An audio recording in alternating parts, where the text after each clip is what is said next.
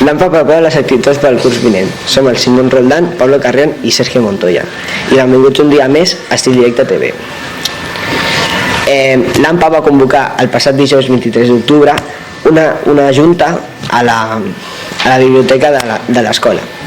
I van assistir més de 30 famílies, amb un objectiu clar: debatir els pressupostos d'aquest any 2025-2026.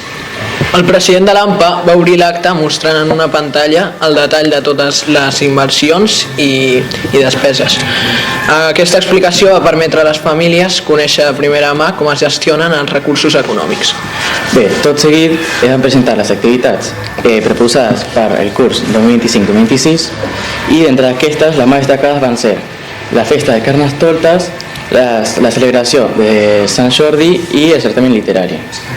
Els participants de la Junta també van poder fer propostes i suggeriments per millorar les activitats del curs vinent. Després de la presentació es va obrir un torn de preguntes on les famílies van plantejar els seus dubtes i qüestions. Després de resoldre tots els dubtes, el president de l'AMPA va cloure la sessió. Acabada la reunió vam poder parlar amb el Jordi Bulló, tresorer i administrador dels fons de l'AMPA. Ens va destacar la importància de mantenir una administració clara i accessible a totes les famílies. Escoltem el que ens va dir. Quina relació manté l'AMPA amb l'equip directiu de l'escola?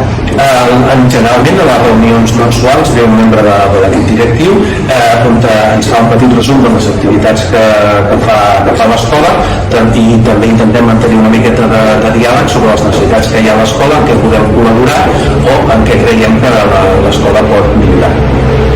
Ja per acabar aquesta entrevista, quins els plans per aquest curs? Doncs justament ara en la reunió que hem de presentar el pressupost d'aquest any, doncs a veure, l'AMPA col·labora amb moltes activitats. Per exemple, ara acabem de fer una festa de benvinguda, fem una festa a final de curs i també una altra festa important per les festes de la llum.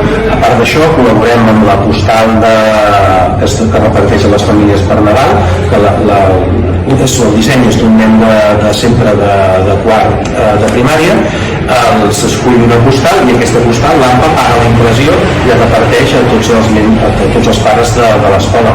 També col·laborem amb la Castanyada, col·laborem amb antics alumnes, amb la colla gegantera. De fet, la colla gegantera forma part de l'AMPA i també té una dotació per mantenir totes les activitats que fan, les sortides, el manteniment dels gegants, etc. I me'n deixo moltes.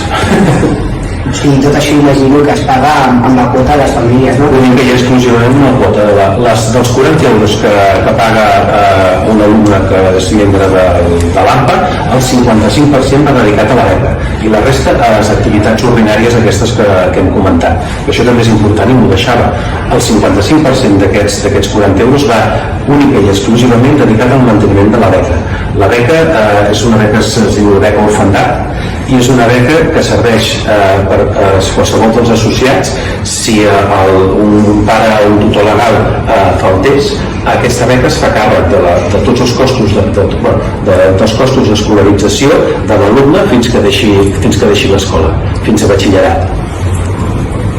Doncs fins aquí l'entrevista, he informat Pablo Carrión de Corbé i moltes gràcies per atendre. A vosaltres per el vostre interès, moltes gràcies. I ens quedem amb aquesta idea clau que ens va remarcar el tresorer. La participació de les famílies és la clau perquè l'AMPA continuï millorant l'escola. Això és tot per avui. Gràcies per seguir-nos a l'Estil Directe TV. Fins la propera.